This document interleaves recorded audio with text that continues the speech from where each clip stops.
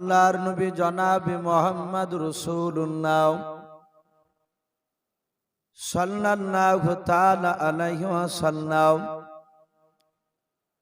ওই রাস্তা দিয়ে বাপজি যায় না, যে রাস্তায় গর্ত কেটে রেখেছে। আল্লাহর রাসূল বাপজি বাড়িতে বসা, ওইদিকে বেঈমান আবু জেহেলের বাপজি আল্লাহ তার ঘুমকে হারাম করে দিয়েছে। বলুন আলহামদুলিল্লাহ। আবু জেহেলের ঘুম নাই, বারবার তাকাচ্ছে খবর কেন আসে না, নবী কেন পড়ে না এখনো। আবু জেহেল বাপজি রাত্রিবেলা বিছানা থেকে বেরিয়ে সোজা ঘর থেকে বাপজি বেরিয়ে রাস্তার দিকে চলতে লাগলো অন্ধকারে, যেন আবু জেহেলের পায়ের শব্দ নবী যেন টের না পায়। ওদিকে অন্ধকারে মানুষেরা তারা কান লাগিয়ে বসেছিল। আমার আল্লাহ আবু জেহেলের ব্রেন থেকে বাপজি তার মেমোরি থেকে গর্ত কাটার কথাটা একেবারে ডিলিট করে দিয়েছেন। বলুন আলহামদুলিল্লাহ। আবু জেহেল আর মনে নাই, নিজের গড় থেকে বাপজি নিজে ধপাস করে পড়ে গিয়েছে। আবু জেহেল বলেছিল, বন্ধুরা কে পড়লো ও সব দেখবা নাও, শুধু ধপাস শব্দ পড়লে, আওয়াজ পাইলে তোমরা চারিদিক থেকে মাটি দিয়ে চাপা দিয়ে দেবা বেটাকে, আর দুনিয়ার বুকে বেঁচে রাখা যাবে না। চারিদিক থেকে দৌড়ে গিয়ে মাটি নামাতে শুরু করেছে। তাফসীরে পাওয়া যায় আবু জেহেলের বাপ হাঁটু পর্যন্ত মাটি নেমে দিয়েছে। আবু জেহেল নিচু থেকে বলেছিল, ভাই আমি তোমাদের দুশমন নবী নাই, আমি তোমাদের নেতা আবু জেহেল। বলুন আলহামদুলিল্লাহ। বলে মাটি নামাইলে বন্ধ কর। ওপর থেকে বলছে, তুমি কে বেটা হে আমাকে মারণ করা? বলে আমি তোদের নেতা আবু জেহেল। বলে তুমি আবু জেহেল নয়, তুমি মুহাম্মদ সাল্লাল্লাহু আলাইহি ওয়াসাল্লাম, তুমি গলার নকল করছো আবু জেহেল। আবু জেহেল দেখলো এরা তো শুনবে না। বলে ভাই দেখ না, আমি আমার বাড়িতে গিয়ে দেখে, আমি আবু জেহেল বাড়িতে গেলে বুঝতে পারবে আমি এখানে এসেছি। পাঁচটা মানুষ পাঁচ রকমের থাকে। কিছু লোক বললো ভাই গলা তো আবু জেহেলের মতনই লাগছে, কিছু বলছে না ও জাদুকর নবী মুহাম্মদ সাল্লাল্লাহু আলাইহি ওয়াসাল্লাম, ও আমাদের নেতার গলার কণ্ঠ করছে বাঁচার লেগে। আবার কেউ বললো না একটু দেখেই না। দেখতে যে আবু জেহেলের স্ত্রী বলে কিছুক্ষণ আগেই তো গেল, এসে বলে সত্যি ভাই আবু জেহেলই তো পড়ি। বললো ভাই তুমি পড়লে কি করে গর্তে? সাথে হাতে বাপজি আবু জেহেল বলছে, শোনো সব কথা বাদ দে, তাড়াতাড়ি আমাকে উঠা, না হলে আমার দাদাগিরি চলবে না মক্কাতে। বলে হুজুর আপনাকে তো হাত পাবো না, উঠাবো কি করে?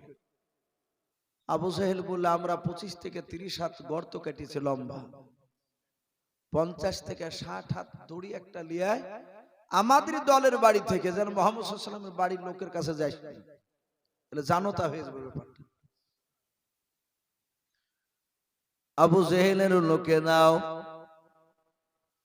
মক্কা নগর থেকে বাপ যে একটা দড়ি নিয়ে আসলো, ওই আবু জেহেলের লোকের কাছ থেকে, বাড়ির লোকের কাছ থেকে, ওর দলের লোকের কাছ থেকে বাপজি 50 থেকে 60 একটা লম্বা দড়ি নিয়ে এসে বাপজি নামিয়ে দিল। ওপর থেকে বলেছিল আবু জেহেল দড়িটা ধরে নাও। আবু জেহেল নিচে থেকে বলেছিল ভাই দড়িতে হাত পাই নাই, আর একটা দড়ি নিয়ে এসো। আর একটা দড়ি নিয়ে আসলেন, ওটা 50 থেকে 60 হাত লম্বা দড়ি। দড়ির আঘাতে আবার বাপজি জোর দিয়ে দিলাও, দ্বিতীয় দড়ি কেন বাপজি নামিয়ে দিলাও। ডাক দিয়ে বলেন ভাই এবার মনে হয় দড়িটা হাত পেয়ে যাবেন। আবু জেহেল বলে দড়ি তো হাত পাই নাই। মক্কার বেঈমানের আবু জেহেলের লোকেরা গোটা মক্কা নগরের বাপজি বাড়ি থেকে যত কাফেরের লোক ছিল, আবু জেহেলের সাপোর্টারে যারা লোক ছিল সবারই বাড়ি থেকে সব দড়ি নিয়ে আসলো। দড়ির আগায় জোর দিয়ে দিয়ে দিয়ে বাপজি সব দড়িকে নামাতে লাগলো। যত আবু জেহেলের লোকেরা দড়ি নামায়, আমার আল্লাহ আবু জেহেলকে তত গভীর তলদেশে নামিয়ে দেয়। বলুন সুবহানাল্লাহ। কিন্তু গলার আওয়াজ মনে হচ্ছে 10 হাত দূর থেকে মিশে আসছে। মক্কার লোকেরা বলে, হুজুর আর দড়ি না, দেখেন আশপাশে হয়তো দড়িতে পালা লেগে গিয়েছে। আবু জেহেল বলে, আমি চারিদিকে হাঁচাহাঁচি করে দেখলাম গর্তের ভিতরে একটা সাইডও দড়িতে হাত পড়ে নাই রে ভাই, দড়ি তো নামে নাই।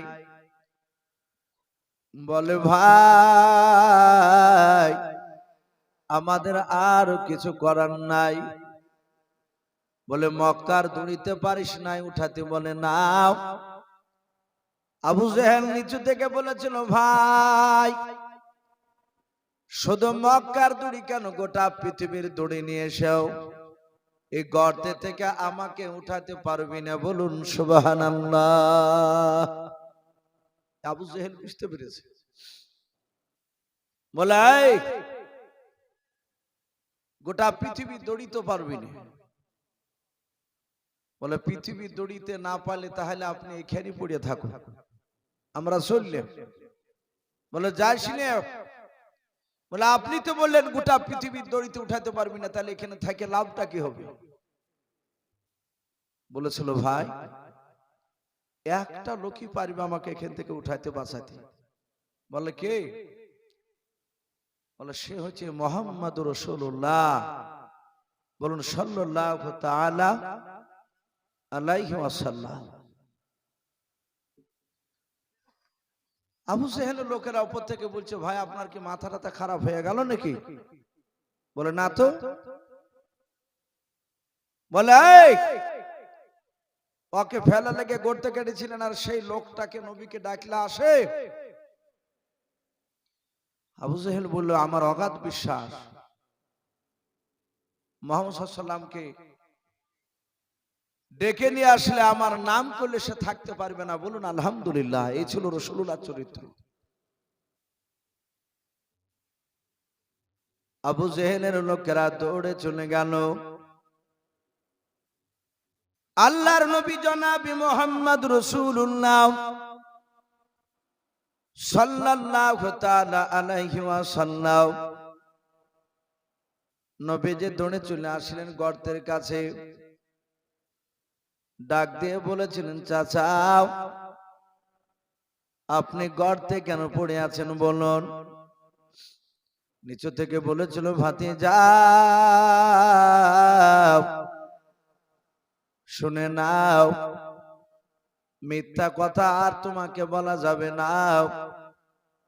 তোমার লেগে গর্ত কেটেছিলাম, তুমি না পড়ে আমি পড়ে গিয়েছিলাম রে বাবা।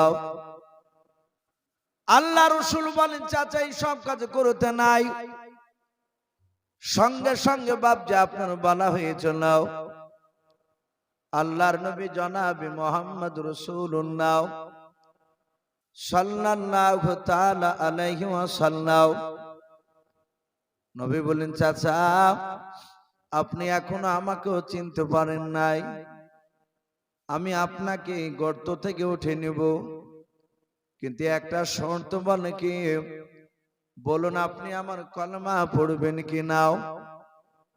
আবু জেহেল বলেছিল, বাবা আজকের মতো উঠে না, তোমার কলমাকে পড়ে নেব। আল্লাহ রাসূল হাত বাড়ি দিয়ে বলেছিলেন, চাচা এবার আপনি হাতটা বাড়ান। আবু জেহেল বাপজি নিচে থেকে হাত তালি মেরে বলেছিল, ওরে ভাতিজা তোমার একেবারে মাথাটা চলে গিয়েছে। বলে, কেন? আমার লোকেরা গোটা মক্কা নগরীর যত আমার দলের লোক ছিল সবারই বাড়ি থেকে ধরে নিয়ে এসে সবজন দিয়ে তারা আমাকে উঠাতে পারে নাই, আর মাত্র তুমি হাতটা বাড়ি দিয়ে বলেছো ভাতিজা, চাচা হাত বাড়ান, আপনাকে উঠিয়ে নেব। আপনি দু চারখানা দড়ি তো শো করে তুমি নামাতে পারতে। আল্লাহর নবী বলে চাচা আপনি আমাকে চিনতে পারেন নাই। চাচা গো শুধু আমি আপনার নবী নয়, আমি সারা পৃথিবীর মাখলুকাতের নবী প্লাস রসুল, বলুন আলহামদুলিল্লাহ।